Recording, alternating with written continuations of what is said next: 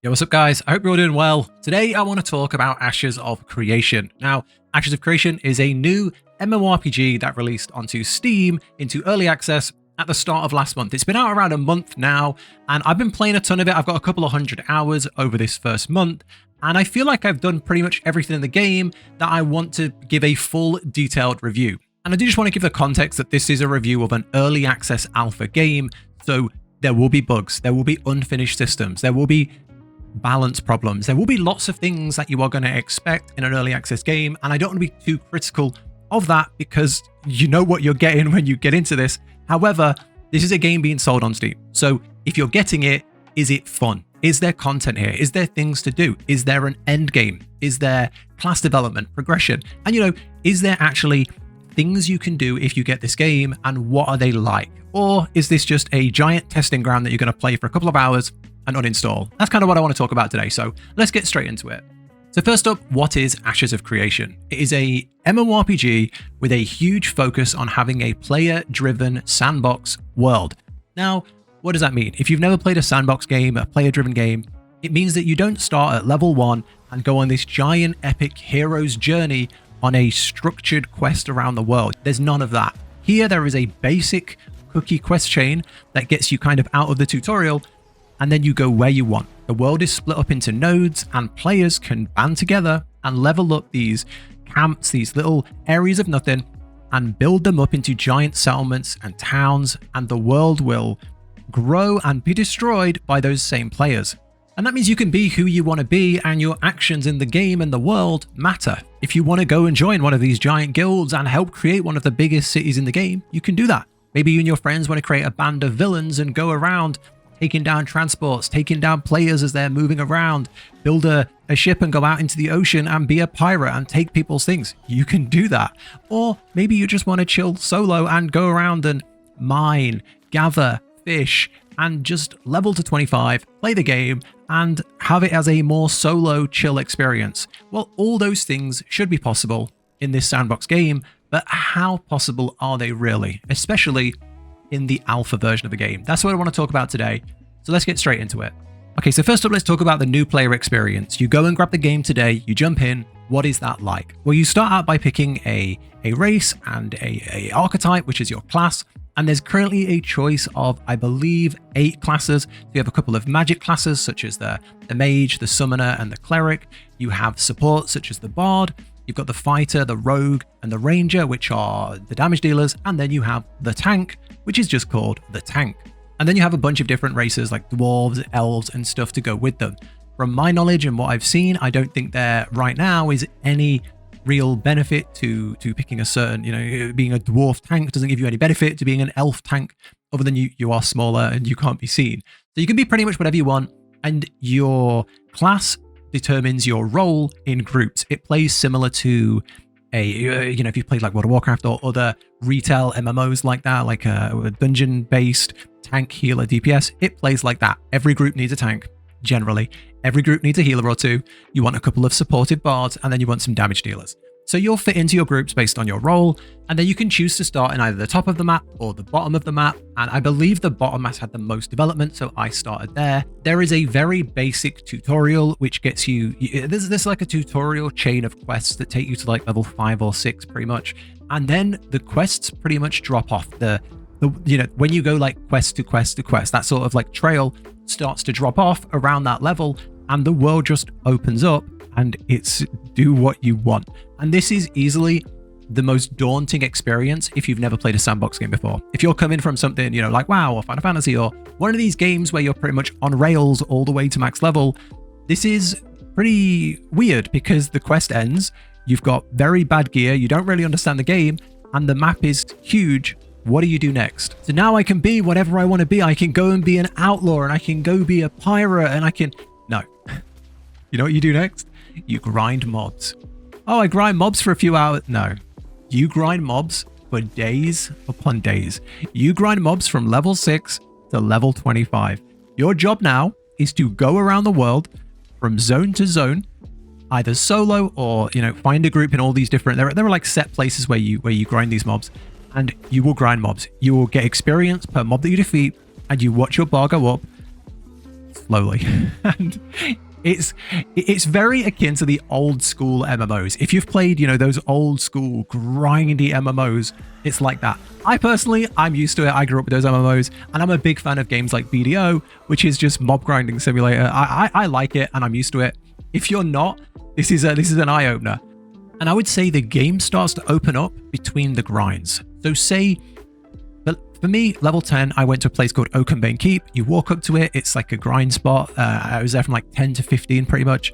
And there's just people all outside, like a classic, it reminded me a lot of like old school WoW. It's like classic WoW. You go there, there's a bunch of people stood outside, and they're going, looking for group damage dealer, looking for group bard, looking for group cleric. And you form a party very fast pretty much, and you go in and you grind mobs with these people.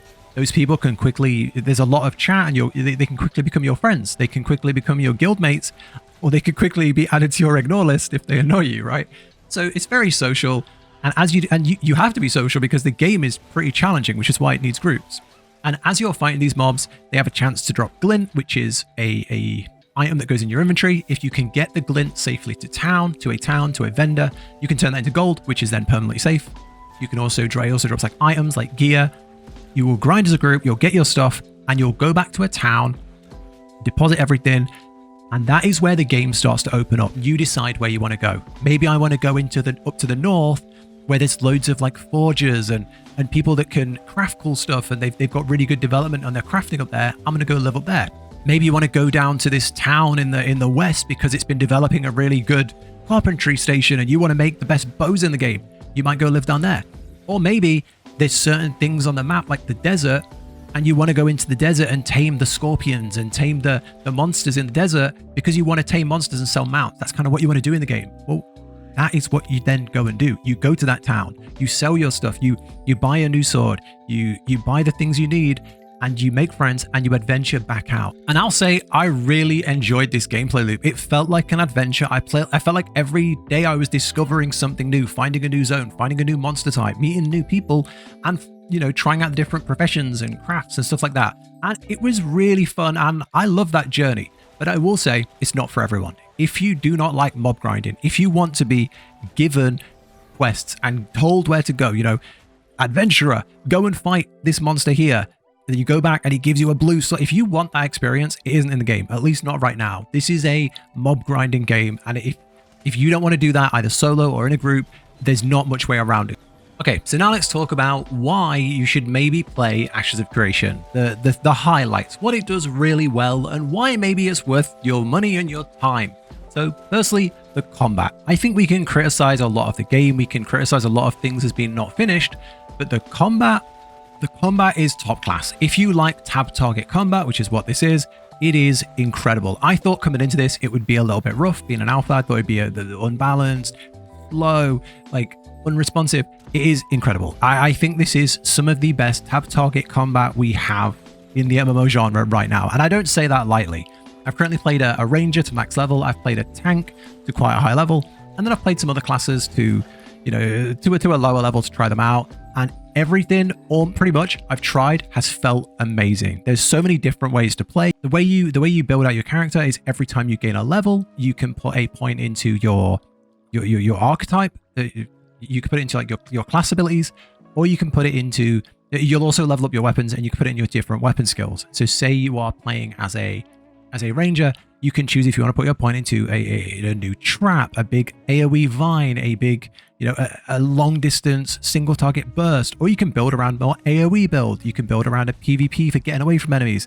Similarly on the tank, you can go into a very aggression-based playstyle where you can like stun an enemy, knock them down, trip them, and then just bang them with like this big earthquake type ability. You can play it more defensive where you pick up all the defensives, receive more healing. So there's tons, and you can respec freely on the fly. Even though you don't have specs, like you don't have like a tank spec and a DPS spec, you can very much build how you want to do that. Similarly, there is no restrictions on the equipment that you wear. So you can be a cleric in light healing gear at the back healing, or you can go in full heavy armor with loads of health and use a two-handed mace. You can do pretty much anything you want. Obviously, some things are going to be stronger than others, but this is a sandbox game, and the combat fits it so well. On top of that, the monsters and the PvE is generally challenging. There's like a star system. 1 star is doable, 2-star is a bit more challenging. 3 stars, generally, unless you've got really good gear, you'd need a group.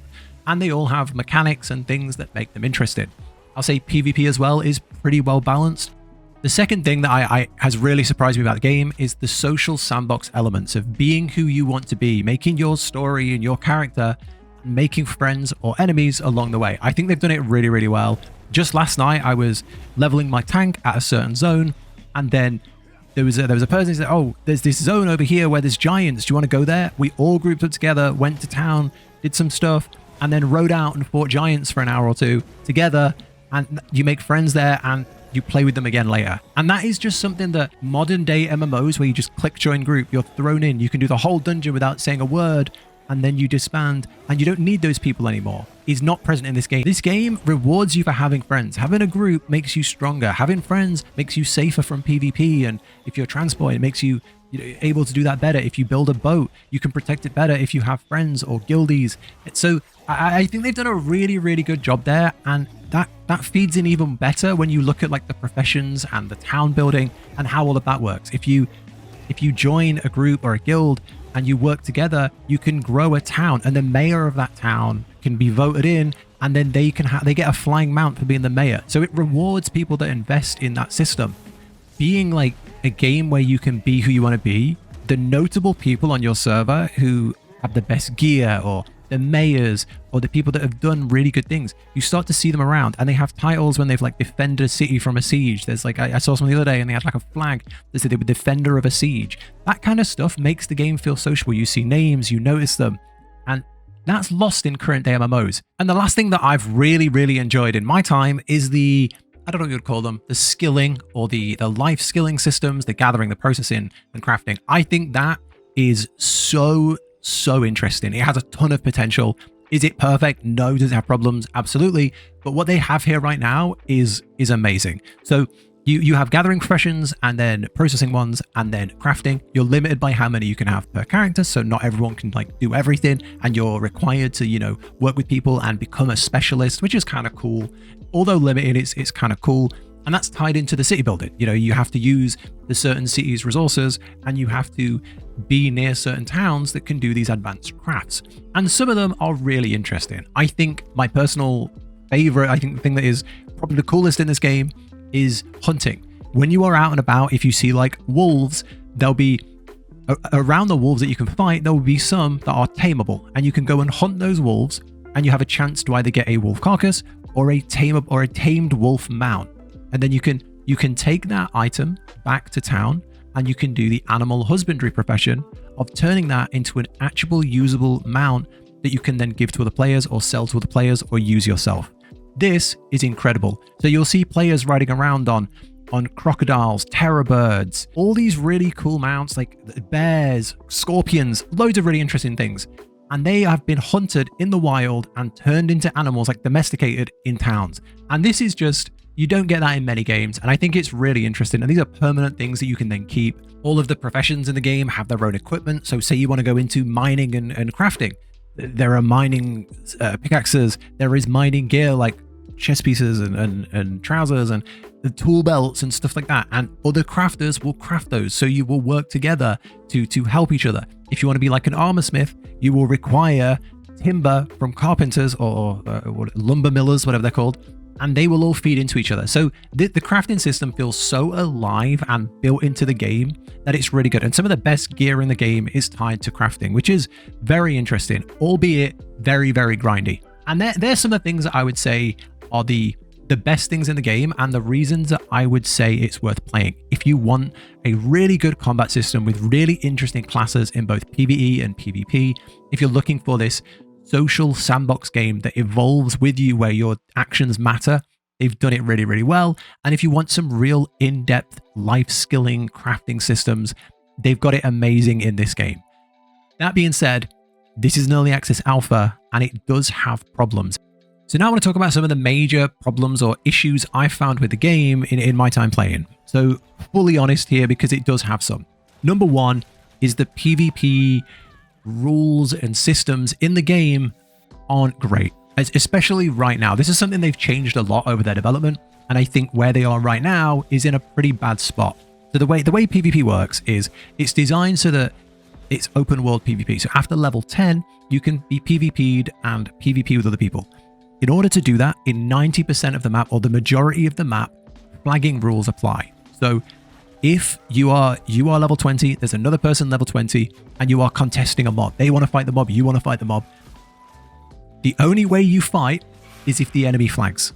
So if you want to fight that person, you can hit them, and then you will flag as a PvP combatant. But then they then need to flag back for you to fight them.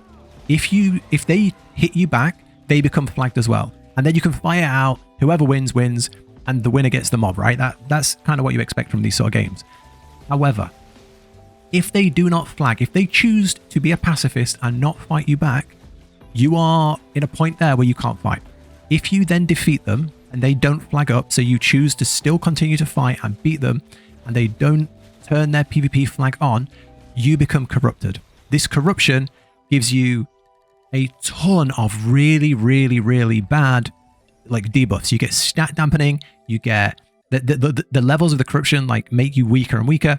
There is when you're corrupted, you also drop your equipped items. So generally, if you're not corrupted and you're beaten in PvP, you'll drop your materials, so your wood, your stone, your carcass, anything that you've gathered, your glint, but you won't drop your gear, your items, your recipes, anything like that. You'll just drop your materials. If you're corrupted, you will drop equipped, best in slot items on your character.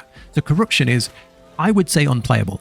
In my entire time playing of 200 hours, I've seen one corrupted person, and I think this is creating a almost community of people that don't want to PvP and are almost scared of PvP. I've been in endgame desert areas, like the level 20 plus, and you're going somewhere where you're farming mobs, or you're going to like a dungeon, and there'll be another group there, and they're farming the boss. And I'll say in the thing, hey, should we fight these guys? Let's take these guys on. And the reaction is, no, nobody flag, nobody flag. And there's this.